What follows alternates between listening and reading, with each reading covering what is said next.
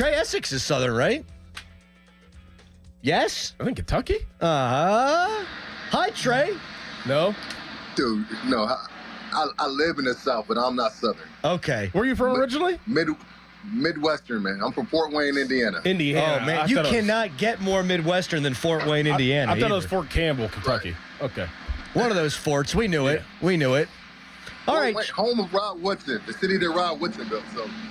Oh, that's right. There you go. Yep. Trai Essex with us here on the Fan Morning Show because Trai is, first of all, a delightful guy, and we love talking to him as much as we possibly can. But you tweeted this out yesterday, and we wanted to talk about it with you, Trai. You said, gotta think that if the Steelers are in hot pursuit of Aiyuk, that they are sold on Justin Fields. There is no way you give up what it's going to take to get him without being sold on who will be behind center for the next few years, IMO. Would you care to expand upon that, Mr. Essex? It's just, I mean, obviously it's still early. By all accounts, Justin is having a really good camp.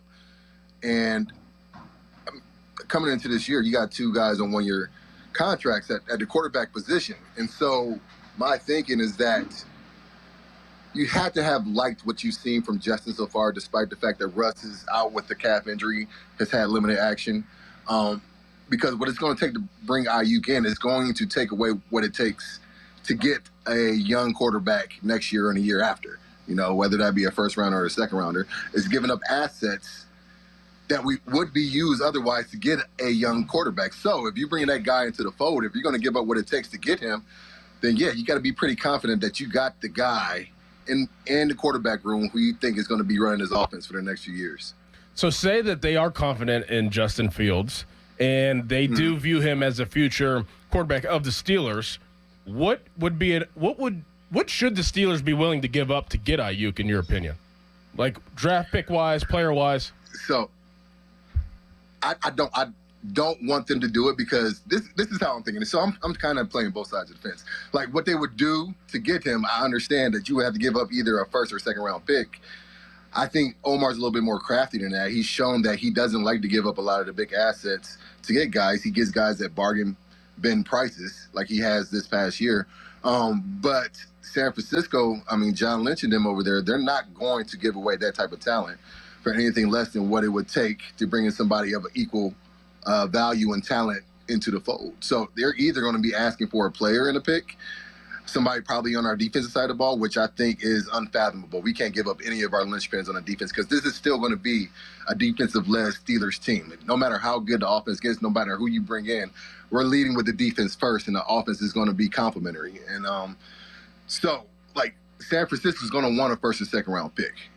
Bottom line. And people, and sorry to cut you off, Trai, people do seem to minimize the leverage that San Francisco does have in all of this. Obviously, Aiyuk is going to have to negotiate, but if San Francisco wants to hold on to this guy, even though it might be a headache, they can absolutely still do that. And they basically have him for 3 years if they want to. This year, franchise transition the next few.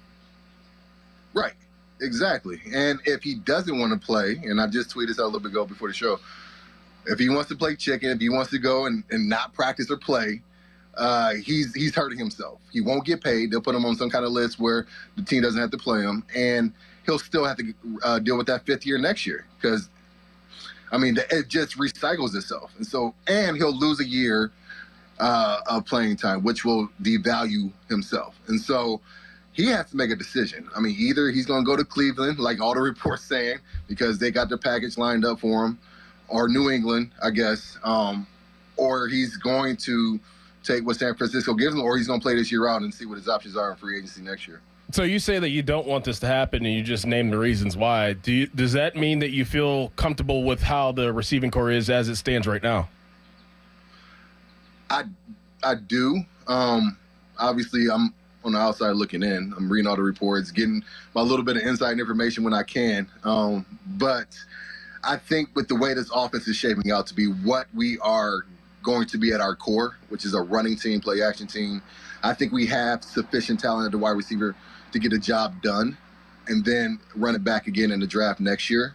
I think that would be ideal because I trust our front office. I trust Omar Khan. I trust us to find talent at the wide receiver position like we've done probably better than any other team in the NFL for the last 2 decades, And so I don't feel like we have to give up big assets like a lot of these teams do to get the wide receiver they need. Like, granted, it worked well for Buffalo when they brought in Diggs. Ultimately, they didn't get to the championship. It worked well for Miami and Tua when they brought in Tyreek Hill. But I don't think Brandon Aiyuk is either one of those guys, first of all, when they were traded. And I don't think that he adds that much of a dynamic to the offense and what we're trying to do that would justify giving up what it would take to get him.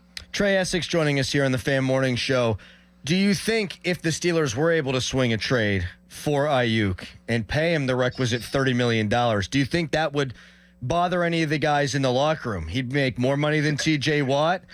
Cam Hayward still hasn't gotten done yet. Pat Freiermuth still hasn't gotten done yet. It would absolutely. And for a team that has dealt with its fair share of drama the last 3 years, the last thing we need is GP looking around the corner like, oh, he got $30 million, huh? I think I'm going to need 32 next year because his contract is coming up after this year. You bring somebody in the fold like that, that's immediately what GP is looking at. I guarantee it. And and rightfully so. Do you think that Justin Fields has a legit opportunity to be the starting quarterback this year? I hope so. I hope it's a legit competition, and I hope that I think Arthur Smith is falling in love with what he's seeing from Justin. I really do. When he gives the OC that much flexibility to be creative in an offense, when he adds that element that he does with the way he moves in the pocket, the way he runs, the way he seems, by all accounts, to have really shored up his footwork and his techniques just from a drop back and footwork standpoint. And so when you add all that into the fold and the fact that he's having a good camp and he's really soaking in his playbook, and the guys, and what really, really got me is that fight last Wednesday, I think, when the boys up front went to bat for their quarterback. That goes a long way. That goes out. Tomlin loves seeing it, but that resonates with the team more than anything else, I think, because the boys up front are like, okay, this is our guy, or at least one of our guys. We're going to go to bat. Even if it's one of our guys, we're going to let you know you're not going to touch our guy. And I can't overestimate how big that was. And it was how rookies. Far that goes as far as, it was rookies. So this guy is obviously developing a rapport with the young guys on the team, the guys that are going to be protecting the quarterback up front, the guys, and I'm a little biased, but the guys that get it started up front are the O-line. That's how that gives you the attitude of the team. That sets the tone for the season of the guys up front. And the fact that they're about that life, and they did that in camp early on, they set the tone. I love seeing it, and I think that goes a long way and a big vote for Justin possibly winning the job this year. I'd be remiss if I didn't ask Fort Wayne, Indiana's #1 offensive line expert about this offensive line. If the season started tomorrow, it sounds like it would be Dan Moore Jr. at left tackle, Broderick Jones at right tackle, and I guess Faltano would be the swing tackle.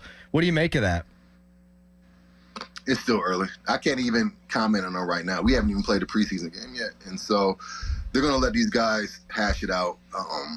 If it does end up that way, that means Dan Moore had a hell of a preseason once again. And is it still Nate Herbig, the favorite at center right now? Is he still taking most of the one snaps? Is Zach getting anything? Just hearing Arthur Smith talk the other day, I feel pretty good about Zach Frazier standing because he said he's not even noticing him out there, and he said it with a smile. That's a huge compliment. That's a huge compliment for a center not to be noticed. That means there's no bobble snaps. He's getting everybody in the right position, so that's good to hear. So, yeah, like it's way too early, but if it does shake out that way, then that means they had hell of a camps, and I feel confident, especially with Arthur Smith, giving those guys a vote of confidence that they're ready to be the starters for our offensive line. Trai, always love talking with you, man. Thank you so much for your insights. We really appreciate it. No problem, guys. Have a good one. Take it easy. Thanks, Trai. Trai Essex, I love that guy. Yep.